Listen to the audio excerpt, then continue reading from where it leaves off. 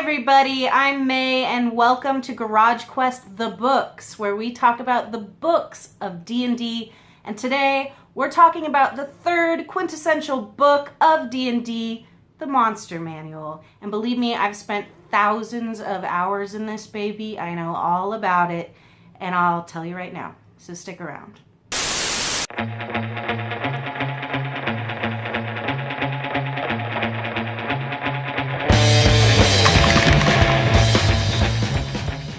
Everybody, and welcome back to Garage Quest The Books, the show where we talk about the books of D&D, and of course today we're talking about the third quintessential book of D&D, and truly the essential book of D&D, the Monster Manual. Some would say that the Monster Manual is a book purely for DMs, but I say they are wrong. If you enjoy D&D at all, you're going to want to explore one of the best aspects of the game, which is all of the amazing monsters that the creators of D&D have come up with, if nothing else, just because it's a fun read. But let's talk about what you get when you get the Monster Manual. So first and foremost, the Monster Manual truly is a compendium. It's an index full of monsters. But before it gets into the alphabetical listing of monsters, it actually, when you open up, has a quick section on the generalities of monsters in D&D. Now, what do I mean by generalities? Well, first of all, it lists very quickly the different types of monsters that exist, beasts, aberrations, etc. It also talks about the different sizes of monsters and what that size typically means. For instance, if it's tiny, how many pounds does that typically mean? If it's medium, how many pounds does that translate to, etc. You just want to give a once-over, a quick read through this very quick, it's only a few page section, before you actually dive into creating monsters or using the monsters inside of the manual. Next, when you move past that, you of course get the most amazing and essential part of the book, which is the monsters. Let's talk about what you get per monster. So when I open up to the very first monster, you can see it's the Aarakocra. Hopefully you can see that. There's a lovely illustration there. And most of the monsters inside of the Monster Manual do come with an illustration.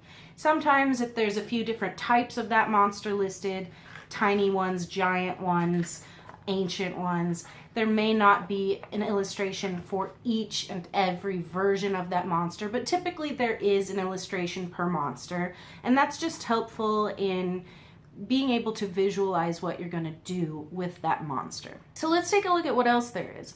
Well, first of all, for a lot of the monsters, there are prose written before you get into any of the stats or the essential need-to-know information that you're going to use for the game. There is some prose written for you. So let's get into the first one. Let's take the Aarakocra, for example. I'll just read to you the first paragraph of what looks to be 4 paragraphs of prose. Aarakocra. Aarakocra ranged the howling gyre, an endless storm of mighty winds and lashing rains that surrounds the tranquil realm of Akka in the elemental plane of air. Making aerial patrols, these bird-like humanoids guard the windy borders of their home against invaders from the elemental plane of Earth, such as gargoyles, their sworn enemies. So right there, in this first paragraph of 4 paragraphs of prose, I only mention that so that you know it's not a really lofty read, but in this first paragraph, they've already told you where this creature lives, some of its ideals, what it does with its time, its sworn enemy, some of its fears. It's afraid of being invaded by things from the elemental plane of Earth. We even learn about the weather in the plane that it lives in. So if nothing else, this can act as really great inspiration for your game. Perhaps you didn't have an idea before, And now that you've read about the Aarakocra, you've come up with an idea about a fight that your adventurers get stuck in the middle of between gargoyles and the Aarakocra. Or perhaps you did have an idea for the Aarakocra already, but now you can flush out your narrative with some of these details. The prose are a really handy part of each monster's description. Now, after the prose, you're going to get a stat box. The stat box looks like this. Hopefully you can see that. Now, the stat box lists all of the information that you're going to need to refer to when your characters encounter this monster. So you're going to get your armor class, which tells them when they roll whether or not they succeeded against fighting him. You're going to get his hit points, which tells how many hits he can take before he falls prone, unconscious, or dies. You're going to get its speed. For instance, the Aarakocra gets 20 feet by land or 50 feet if it flies. So if you're in a turn-based scenario, which any battle would be, he can move 50 feet in the air per turn or 20 feet in the ground per turn. You've also got his skills, his bonus points, his challenge rating, and then of course the different ways that he can attack another character and what kind of damage those attacks deal. That is basically everything you need to know about a monster. Now, this index of monsters is typically listed alphabetically and is very easy to access, as there's an index right in the beginning with every monster listed and the page number they're on. Now, I'm going to tell you once again, if you Google the Monster Manual, 5th edition, you will find that one of the first results on Google is just a free PDF of the Monster Manual.